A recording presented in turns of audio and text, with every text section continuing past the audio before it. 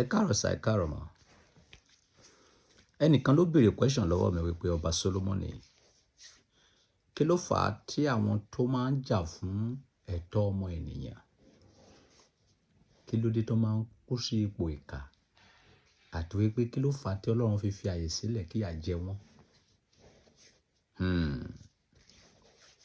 Wá wò pé tí bá máa dáhùn question yìí, mi ò ní dá ẹni ẹ lóhùn ní DM, mo máa dáhùn ẹ ní public kí gbogbo yín lè kẹ́kọ̀ọ́ bẹ́ẹ̀.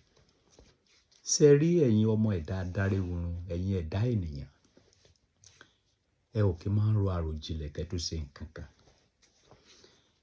Ẹni tí Ọlọ́run ò jà fún, kò sẹ́ni tó lè jà fún. Nǹkan tí ò yé yín rèé.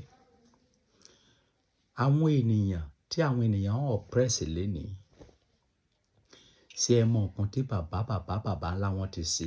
Bóyá bàbá ńlá wọn ti oppress àwọn ènìyàn, tí Ọlọ́run wá yan àwọn tó máa oppress wọn tì wọ́n. Ẹ̀yin wá sọ pé ẹ fẹ́ gbèròjà irú èèyàn bẹ́ẹ̀ yẹn. Ṣé Ọlọ́run máa lè gbé? Ṣé ẹ dẹ̀ sure wípé irú ìjà tẹ́ bá gbè yẹn, ẹ sure pé máa ṣàṣeyọrí nídìí ẹ̀? From example, àwọn ìjọba tó ní Nàìjíríà lára lénìí, àwọn tó jẹ́ president nínú wọn, àwọn tó jẹ́ governor, àwọn tó jẹ́ senators, tó bá wá di ọjọ́ iwájú àwọn ọmọ wọn, kí wọ́n má wá rí opportunity táwọn bàbá wọn ní, kí àwọn ẹlòmíì tọ́lọ́run gbé sípò ọlá kó wá máa fìyà jẹ wọ́n, kí ẹnìkan wá dìde lọ́la pé òun fẹ́ jà fún wọn. Ṣé ẹnìyẹn máa lè ṣàṣeyọrí? No! Bíbélì sọ fún wa wípé Ọlọ́run owú ni mí tí máa ń bèrè ẹ̀ṣẹ̀ bàbá lára ọmọ láti ìran kìíní tí dé ìran kẹrin. So tó bá oppress èèyàn kan lẹ́gbẹ̀ẹ́, rò dáadáa kó tún jà fún. Torí o mọ̀ bóyá bàbá ẹ̀ náà ti oppress àwọn kan rí. Ìdí nìyẹn tẹ́ fi rí wípé àwọn ajàfẹ́tọ̀ọ́ ọmọ ènìyàn, tí wọ́n sọ wípé we are voice for the voiceless, for the voiceless. Ìgbà míì ogun ayé máa borí wọn torí ìjà tí wọ́n ń jà, wọn ò mọ ìdí ẹ̀.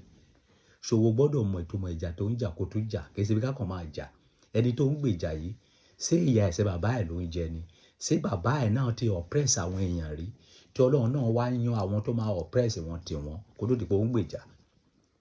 So ìdáhùn yẹn nìyẹn. Ẹ̀yin ènìyàn, ẹ ronú jinlẹ̀ dáadáa. Ilé ayé gba jẹ́jẹ́. Ẹni tí Ọlọ́run ò bá jà fún, kò sẹ́ni tó lè jà fún. Gbogbo ẹ̀dákẹ́dá tó bá dẹ̀ oppress nínú ayé, ẹ lọ kọ sílẹ̀, ẹ lọ mọ̀ wípé ó ní ìdí àti àmì. Ó ṣeéṣe kó jẹ́ pé èrè iṣẹ́ ọwọ́ bàbá ẹ̀ ló ń jẹ. Ó ṣeéṣe kó jẹ́ pé èrè iṣẹ́ ọwọ́ ìyá ẹ̀ ló ń jẹ. Àmọ̀ràn mi fún gbogbo èèyàn ni wípé ìwọ tó ń ṣe rere, máa ṣe nìṣó. Ìwọ tó ń ṣe ibi, máa ṣe nìṣó. Bó pẹ́ bóyá, oníkálùkù ló máa kó àjọ ẹ̀. Àjọ ni, gbogbo ló máa kó. Ìwọ tó mọ èèyàn oppress, máa oppress ẹ lọ. Mo fẹ́ kó mọ̀ wípé ó ṣeéṣe opportunity tí wọ́n ní kí àwọn ọmọ ẹ má ní. Bó ṣe oppress èèyàn, wọ́n máa oppress àwọn ọmọ ẹ náà. Ẹ̀yin ajàfẹ́tọ̀ọ́ ọmọ ènìyàn náà, ẹ rorí yín dáadáa kẹ́ tún jà. Torí wípé ìjà tí ẹ ò mọ ìdí ẹ̀, ó lè kó bá ìgbésí ayé yín. Ire o, ọba àgbáyé, Ọba Solomoni, olúbá yín sọ̀rọ̀ láàárọ̀ yìí. Ó kùn sọ́wọ́ yín. Gbí! Integrity olúpẹpẹ dáwọ́ àjábìjì sódò òkè. Ó pọ̀.